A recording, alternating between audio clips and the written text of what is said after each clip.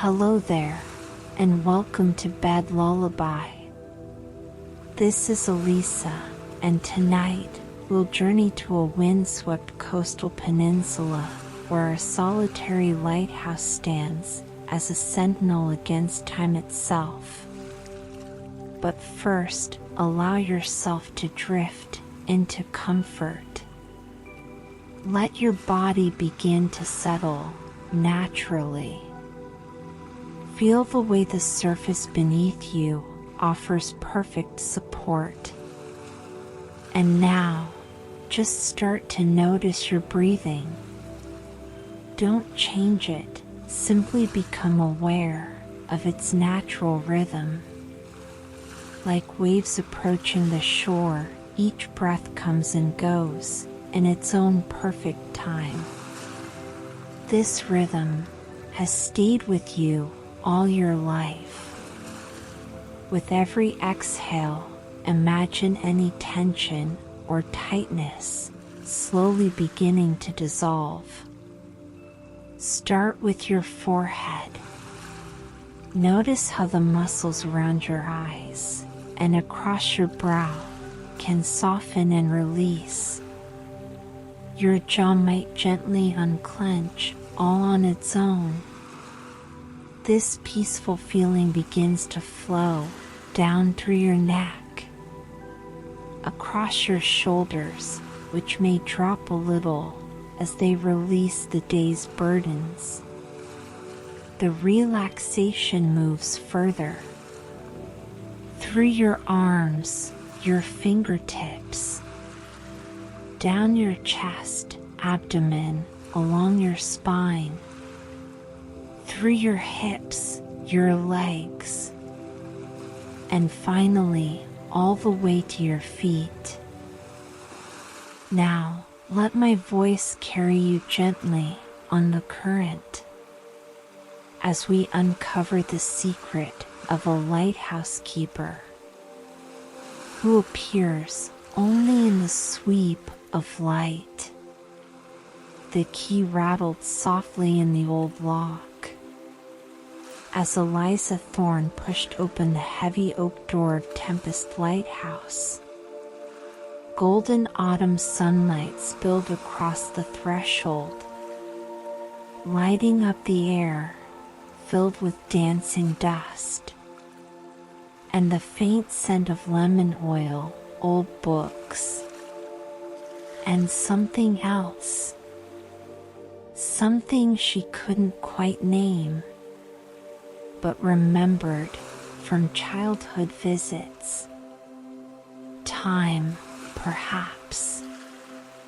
The quiet accumulation of years layered within these circular stone walls.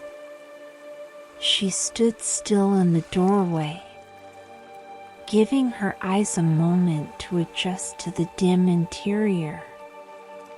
The main floor looked just as she remembered. The time-worn wooden floorboards that creaked in certain familiar spots.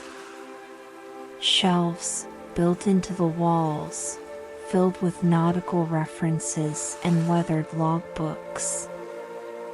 A sturdy desk placed to catch the best light from the east-facing windows. Her grandmother's reading glasses still lay folded neatly beside a half-empty jar of pencils, as if Margaret Thorne had only stepped out, not passed away 3 weeks earlier. "I'm here," Eliza said softly to the empty room. "Just like you asked." There was no answer, only the distant cry of gulls and the steady rhythm of waves crashing against the cliffs below. She hadn't really expected one. Still, something about the lighthouse felt different. Its presence, the way light filled the room, made it seem like more than just a building. Watchful, almost aware. She set her suitcase down and moved toward the desk, her fingers drifting across its polished surface. The lawyer's words echoed in her mind. Your grandmother's will states that you must serve as lighthouse keeper for at least 1 year before you can inherit or sell the property. A strange condition in an era of satellite maps and automated systems, but legally binding all the same. 1 year of her life in exchange for financial relief and freedom from the weight of debts that had lingered since graduate school. It had seemed like a fair trade. Her job at the Boston architecture firm had ended, and her apartment lease had run out, all in the same month. The timing had been so perfect. It almost felt arranged, but she dismissed the thought. Her grandmother couldn't possibly have predicted a layoff from 300 miles away. A subtle movement by the window caught her attention. Just a curtain shifting in the breeze. But it led her gaze to a cabinet with glass doors. Inside stood rows of leather-bound journals, their spines labeled with names and dates that spanned more than a century. She recognized the most recent volumes, the ones that belonged to her grandmother, Margaret Thorne. Curiosity pulled her closer. The cabinet wasn't locked, and the hinges moved silently while oiled.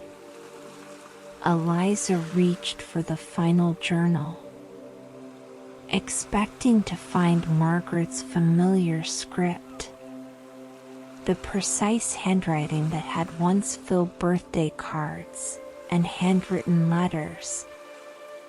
But instead, she found something she couldn't make sense of.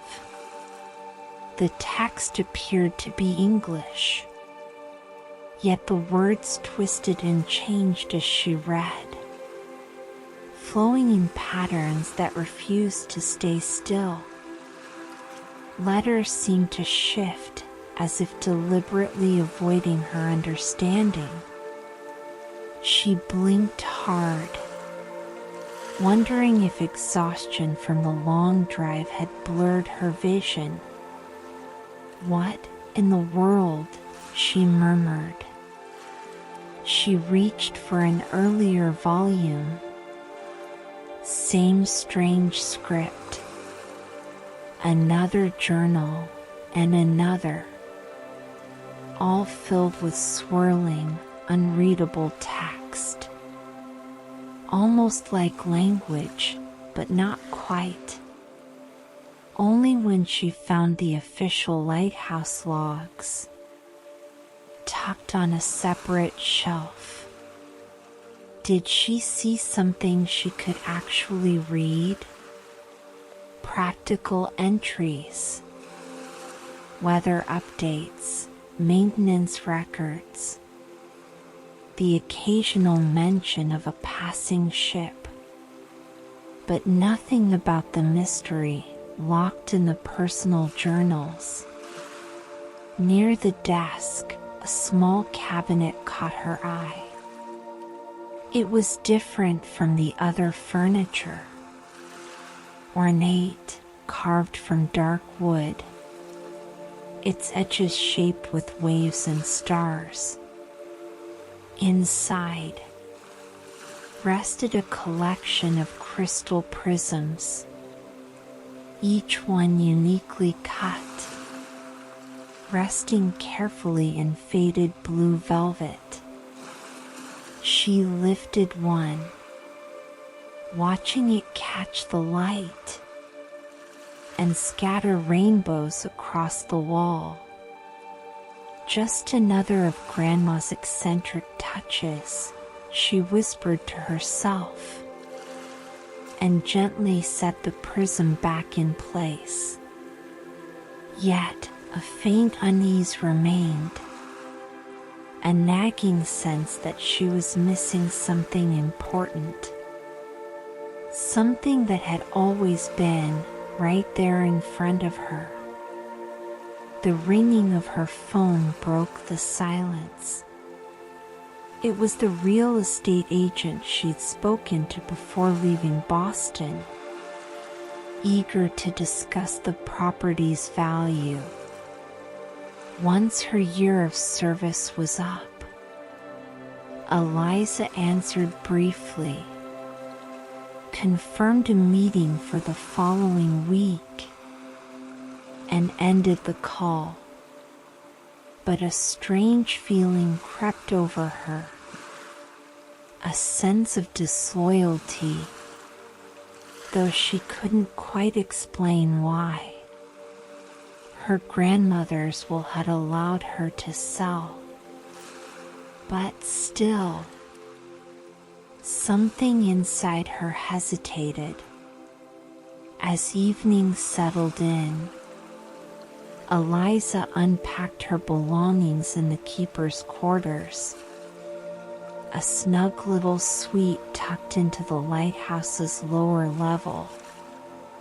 It held a bedroom, a small sitting area, a compact but well-equipped kitchen. To her surprise, it was quite comfortable, modernized with updated plumbing and thoughtful touches. Her grandmother may have been traditional, but she clearly hadn't minded a few practical improvements. When night fell, Eliza climbed the spiral staircase up to the lantern room at the very top of the tower. There, in the center, stood the massive Fresnel lens, gleaming in the final glow of sunset. Soon, darkness would arrive, and it would come alive, serving once again as guardian of Tempest Point. She found the instruction manual tucked beside the desk. Despite the lighthouse's age, the controls were surprisingly easy to understand. At her touch, the automated system whirred to life. The beam ignited and began its steady, rhythmic sweep, casting light across the dark waters of the bay. Every 7.5 seconds, Eliza stood there, watching, captivated by the rhythm. There was something almost hypnotic about the slow, deliberate rotation. She felt connected to generations of keepers who had once stood in this very room, watching this very light turn through countless nights. In that quiet moment, the weight of duty seemed to lift. In its place, a soft and unexpected feeling of continuity, of belonging to something older and greater than herself. The first few days passed in a gentle blur.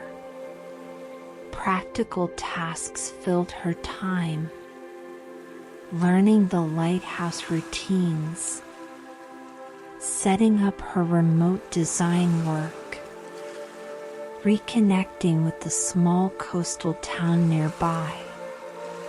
The locals were kind but reserved. Some remembered her from summers long ago, but now they watched with polite curiosity, waiting to see whether she'd stay or leave like so many others before her. It was on her third evening that she first saw him. She developed a habit after sunset of following the lighthouse beam as it swept across the bay. She would trace its path from the tower out to the distant headland and back again. There was something soothing about it. The way it illuminated small pieces of the coastline before moving on.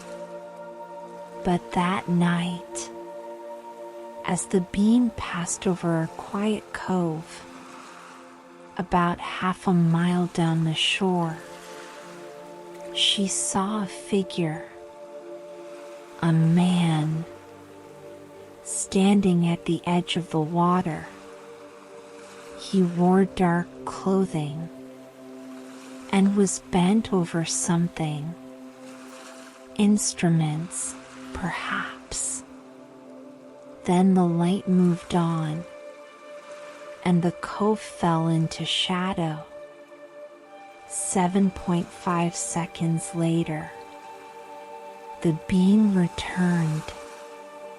He was still there, unmoving, focused on his task. Each sweep of the light revealed him, just for a moment.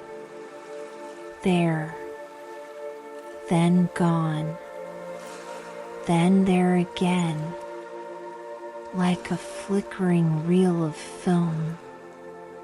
Eliza's heart quickened. She grabbed her grandmother's binoculars from their hook beside the window. She aimed for the cove, waiting for the next rotation. One sweep, nothing. Another, still empty beach. Then, at precisely 9:17 p.m., he appeared.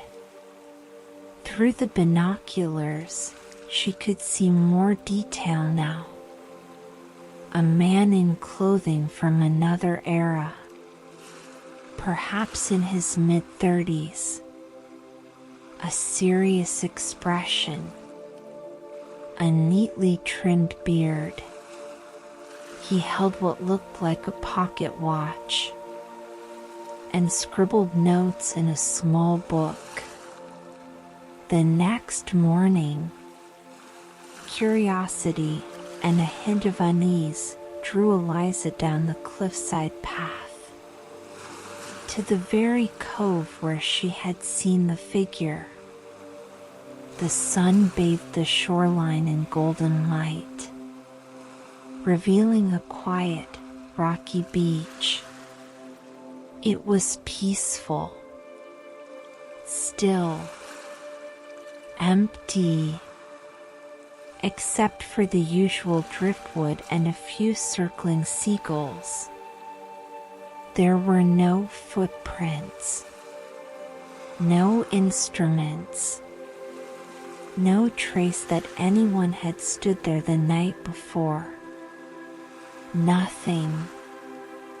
The only remarkable feature was a natural stone formation a shallow pool, perfect for watching tidal movement. That evening, Eliza returned to the lantern room, and when the clock struck 9:17, the figure appeared again, just as before. She lifted the binoculars and studied him more closely this time.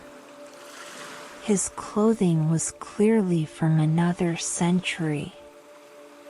A heavy coat with wide lapels, high boots, and a flat cap pulled low over his brow.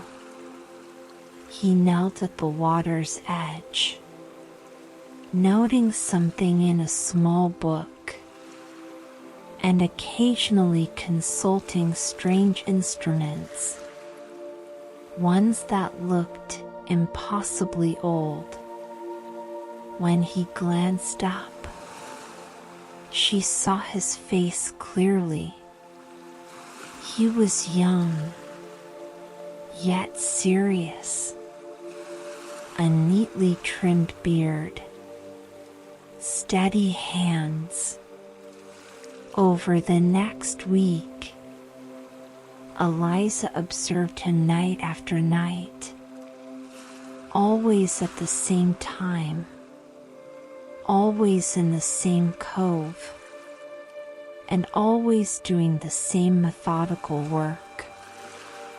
Intrigued, she began digging through the local archives, records at the town's small library, searching for answers. There, in the pages of a dusty town almanac, she found a name: Thomas Thorne, keeper of Tempest Lighthouse, from 1891 to 1895. The photo stopped her breath. Same beard, same eyes, the same serious gaze she had seen through the beam. The records credited him with saving countless ships, thanks to uncanny weather predictions, but also noted his mysterious disappearance after just 4 years of service.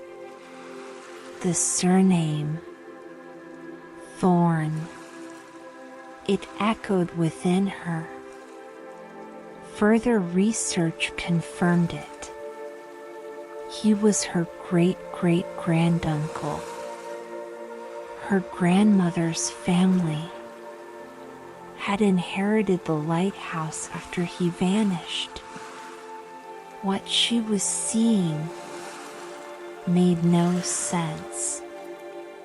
And yet, there he was, revealed night after night, only in the passing sweep of light. Eventually, Eliza's curiosity overcame her caution.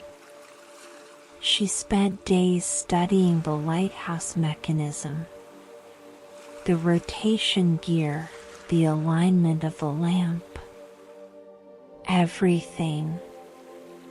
She devised a temporary brake, something that could stop the rotation safely without harming the antique system. The old manual had warned against interfering with the beam. In bold, underlined text. But on a clear night, when the figure appeared again, right on schedule, Eliza engaged her modification. The beam came to a gentle stop, fixed in place. illuminating the cove below. At first, nothing changed. The scene remained frozen, still. Then slowly, like a photograph fading into focus, the figure of Thomas Thorne became more solid, more real, more present. He straightened, paused, and turned, his gaze lifting directly toward the lighthouse. Heart pounding, Eliza grabbed her coat, snatched her flashlight, and hurried down the path to the cove. The beam above her remained fixed, lighting the way, guiding her, as though it wanted her to reach him. When she arrived, Thomas was waiting. He stood still, bathed in the golden light of the lens. He looked her over, his eyes widening, at her modern clothes.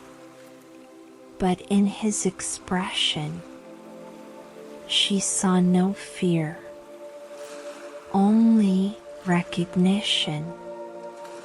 "You figured it out then," he said calmly.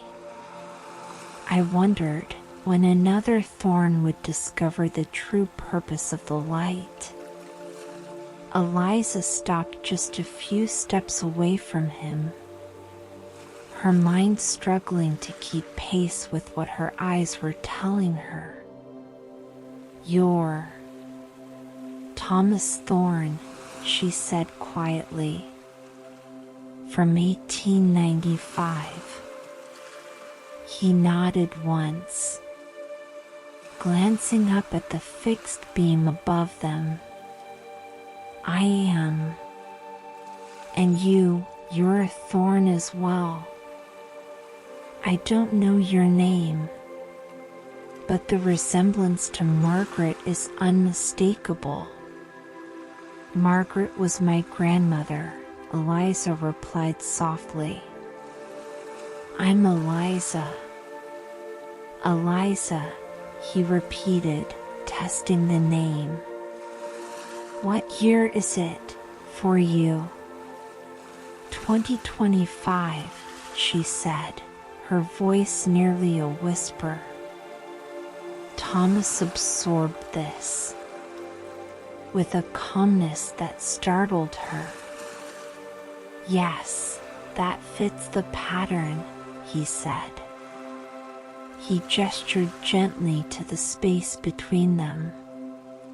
"We're not truly in the same time, you understand. I remain in 1895, and you in 2025. He looked back toward the lighthouse. "The beam creates a bridge, one that links these moments, but only for Thorne blood.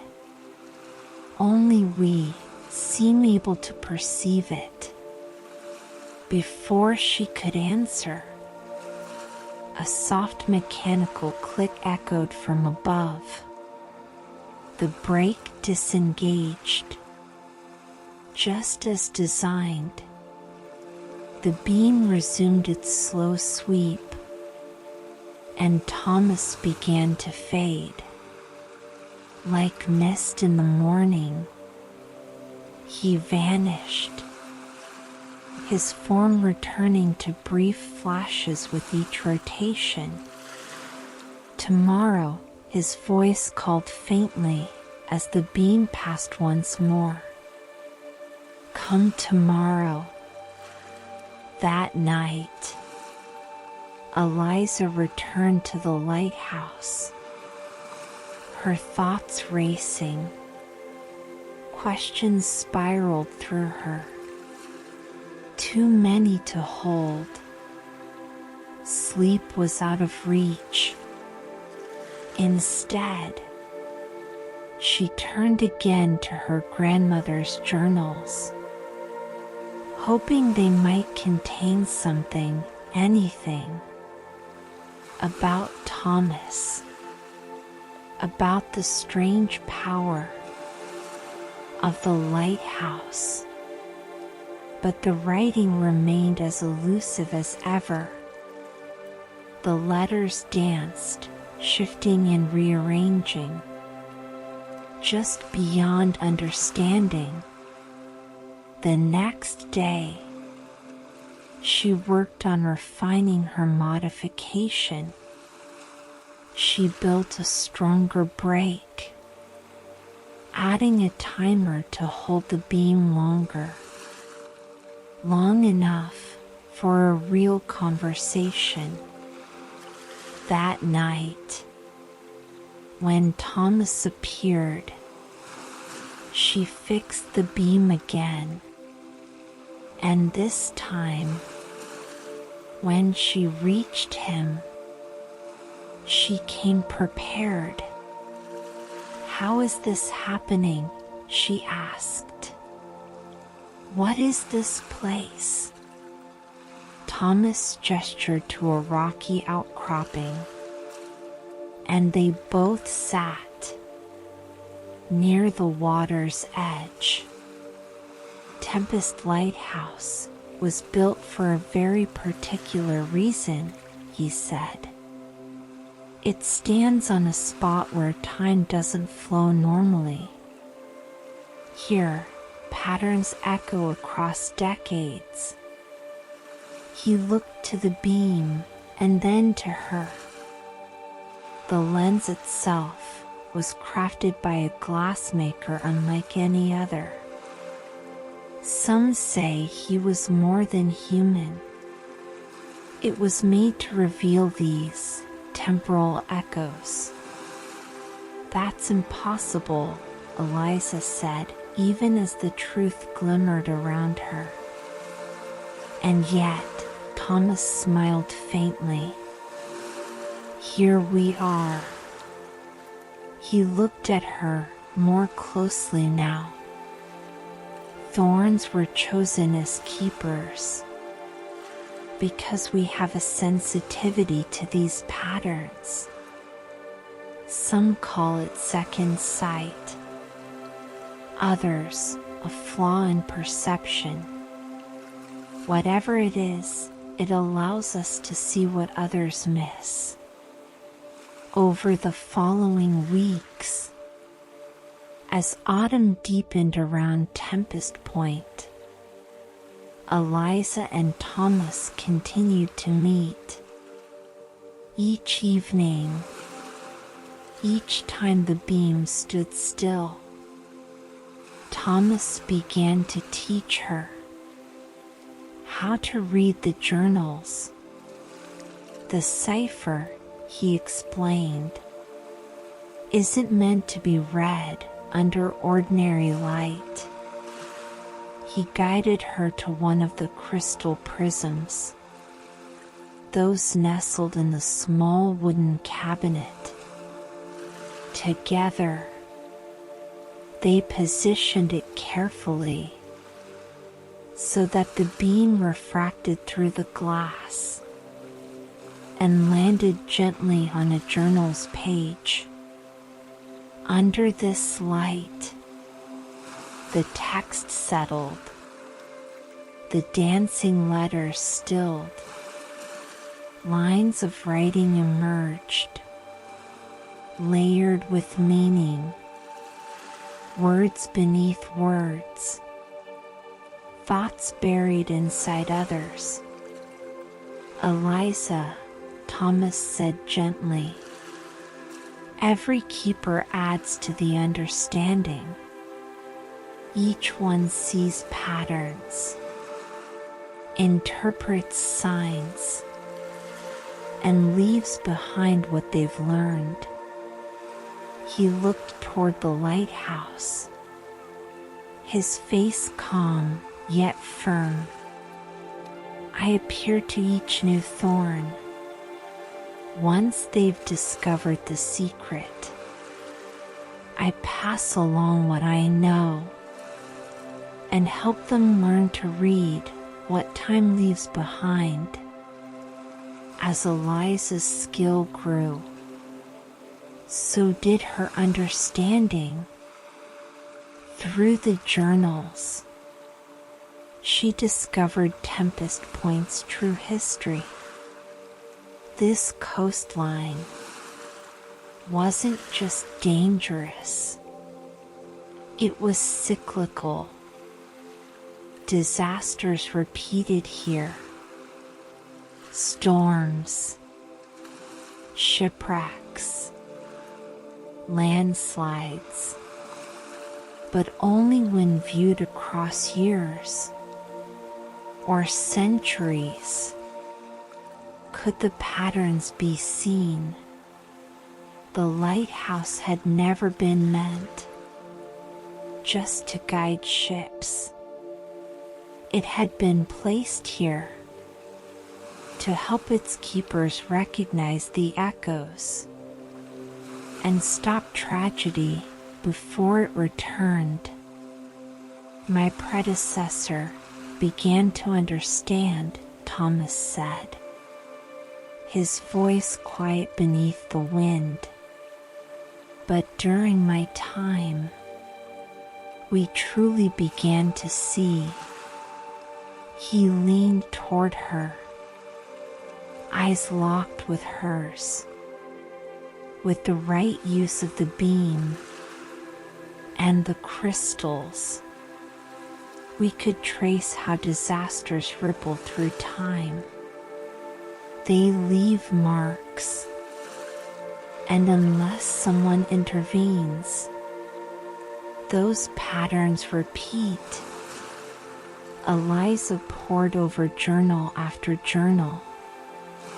She traced the efforts of every thorn who had come before her, each one protecting Tempest Point in quiet, unseen ways. Her grandmother's entries were among the most detailed. She had written of shipwrecks averted, landslides prevented, lives saved, not through chance, but through gentle, deliberate action.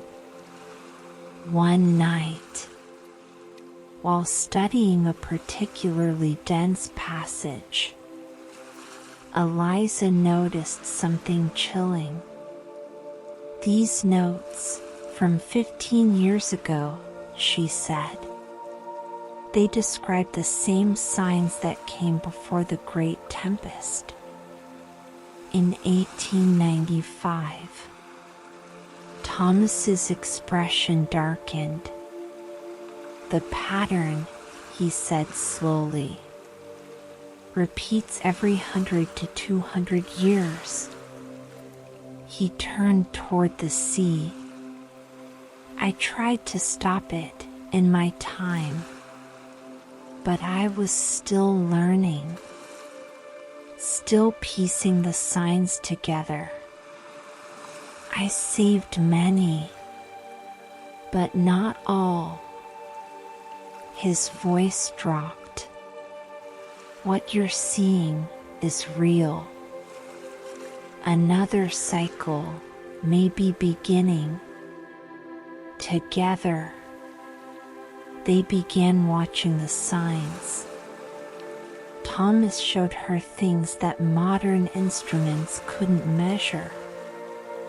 Subtle indicators that signaled a shift. Tidal flows that didn't align with charts. Strange behavior in sea birds or seals. Cloud patterns that only formed before something catastrophic. As they worked together, Eliza began to understand something else. Something her grandmother must have known. She hadn't just left the lighthouse to Eliza out of sentiment. She had planned for her to return, in time to stop what was coming. Your grandmother, Thomas said gently, was one of the most gifted keepers. She saw patterns that took others years to detect. He looked at Eliza, his voice softer now. If she arranged for you to be here now, then she saw something important, and she trusted you to face it. One night, as Eliza studied tidal reflections through the crystal prisms, she adjusted the beam and saw something that left her breathless. A young woman standing in the same cove, her hair tied back, a notebook in her hand. Beside her, an older Thomas. The two of them deep in conversation. He pointed to the waves. She scribbled furiously. I saw you, Eliza said quietly that evening. You were with her. With my grandmother. Thomas nodded slowly. Yes. You've seen it then. Each thorn connects with me at different points in my life. He paused. For you, that meeting happened decades ago. For me, it's still ahead. He looked out over the cove. Time isn't fixed here. The beam, it connects past, present, and sometimes even the future. She stared at him. Her voice came low. Is that why the records say you disappeared? Because you were caught between. Thomas's expression grew distant. That's what it looked like, he said quietly. But the truth is more complicated, and not yet important for your task. He turned back toward her. What matters now is that you understand the danger and act. As the days passed, the signs Thomas had warned about only grew stronger. Modern meteorologists saw nothing unusual, but Eliza and Thomas, watching patterns across decades, recognized what was forming. The convergence was accelerating. An early spring tide, combined with an incoming storm system, winds, currents, atmospheric pressure. Everything was aligning, and the natural barriers that once existed, reefs, tree lines, undisturbed shore, were no longer there. Human development, Thomas said softly, has changed the coastline. We've reshaped the land, and in doing so, we've disrupted the balance. the protections that helped soften the storm in my time. They're gone.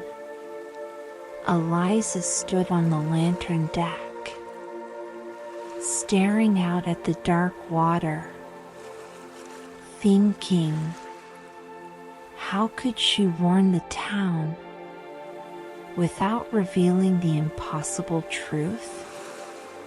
She turned to the journals.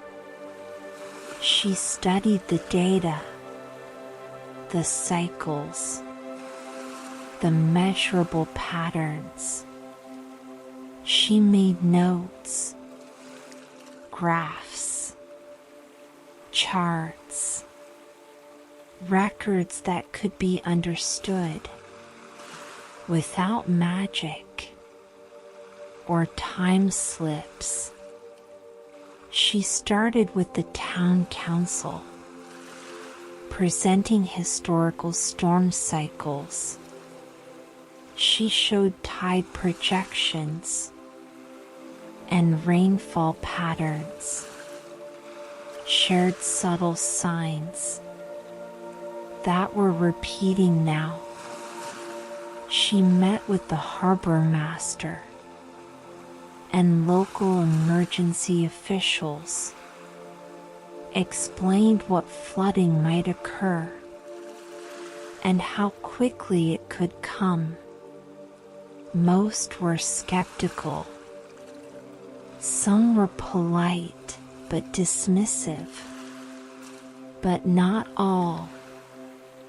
One oceanographer, who had studied strange historical storms, listened, asked questions, requested her research, and then the tide rose, exactly as she had predicted, and suddenly people paid attention.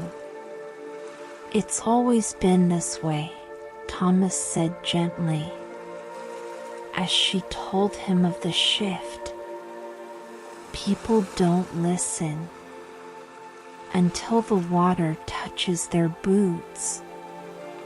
Even in my time, when we were closer to nature, they resisted what they didn't want to believe.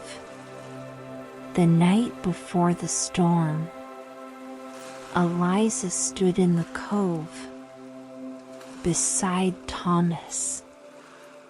They watched as long, heavy swells rolled in from the horizon. In my time, he said softly, 43 lives were lost. Boats left harbor when they should have stayed. Families stayed in homes that should have been cleared. He looked at her. I didn't know enough then to make them believe me. She turned to him. But now we do, she said. Now we have more data, more understanding, more time. Thomas nodded once. And now we have you. The storm came with the dawn. Dark skies pressed down over the coastline, and winds howled through the cliffs like voices from another time. But this time, the town was ready because of Eliza's quiet, persistent warnings. Fishing boats stayed in the harbor. Low-lying areas were evacuated. Emergency services stood ready, positioned exactly where they were needed most. The storm still did damage. Piers were torn apart. coastal roads were washed out. Buildings near the shore, battered and broken. But not one life was lost. Not one. As the storm faded, and rescue crews moved through the soaked streets, Eliza stood once more in the lantern room, watching the beam make its steady sweep across the bay. The light felt different now. Not just a beacon, but a connection. She understood, at last, why her grandmother had insisted she come. Why the lighthouse, in this age of GPS and satellite maps, still mattered. Because some patterns, some truths, can only be seen by those who know how to look, and those who are willing to see. Later that week, she met Thomas again at the cove. The storm had passed. The danger was gone. For now. What happens next? She asked him. Is that it? Is the cycle over? One ends, Thomas said quietly. But others continue. He looked at the horizon, eyes half in memory. The lighthouse doesn't guard against a single threat, but many. Some return every decade. Some take centuries. He turned back to her. Your grandmother understood that better than most.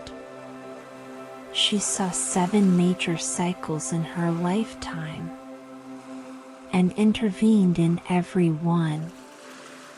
Eliza felt the weight of it then. The years ahead, the long, quiet watchfulness required, the responsibility of seeing what others could not. It was a strange burden, invisible to most of the world, and yet vital to it. A month passed. The required year of service was nearly complete. Eliza sat at the old desk, the one that had once belonged to her grandmother.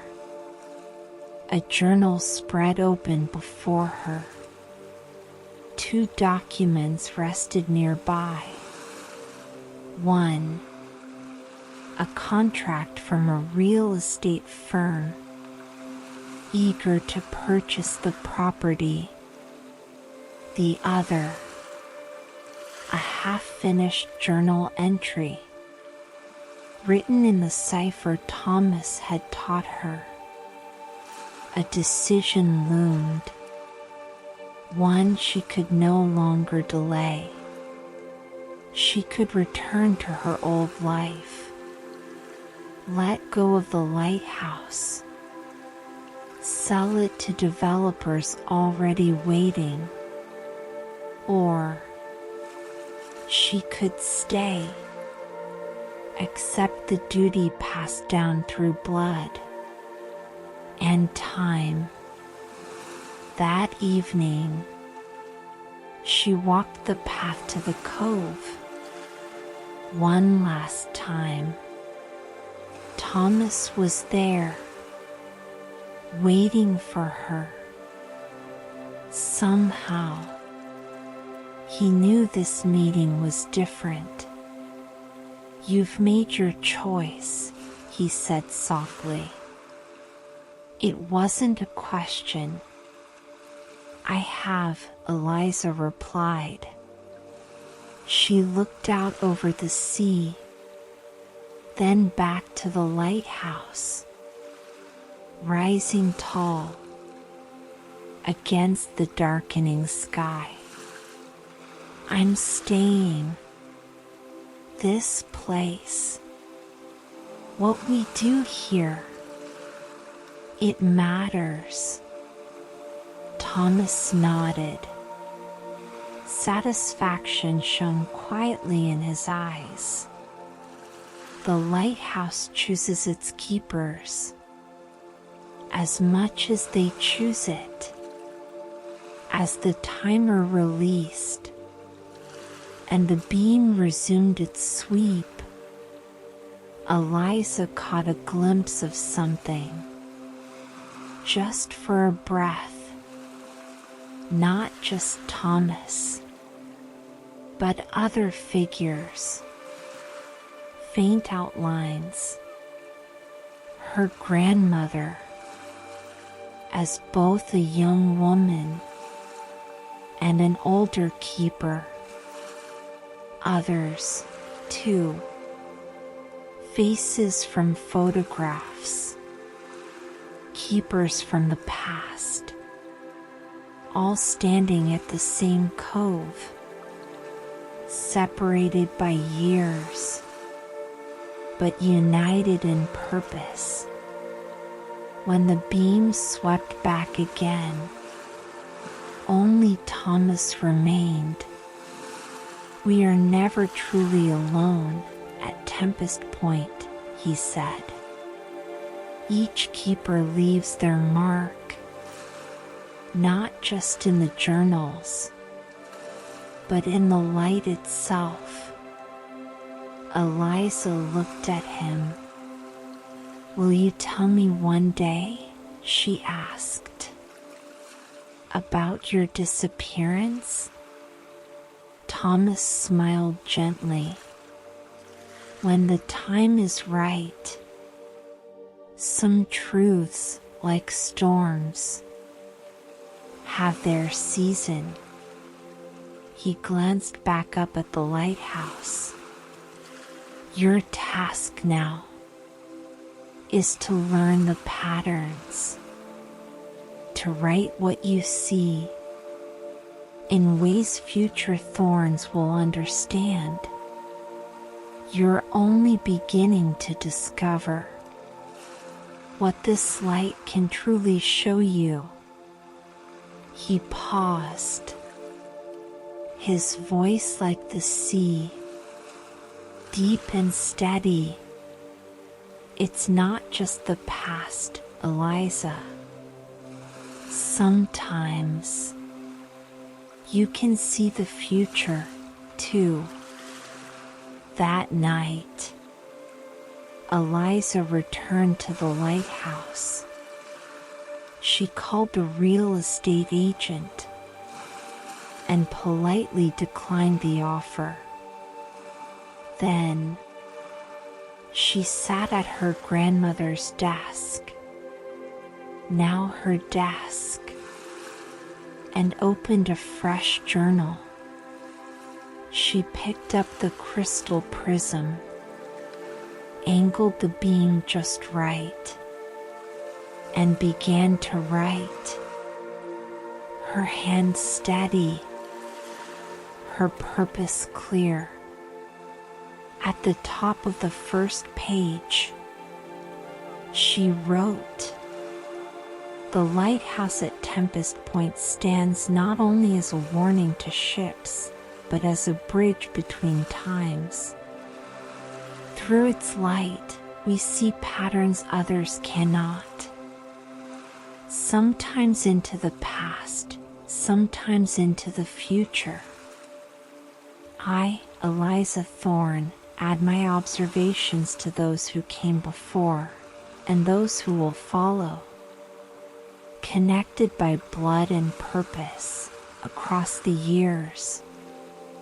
Outside, the beam continued its eternal sweep, steady and calm, reaching into the night and across time itself.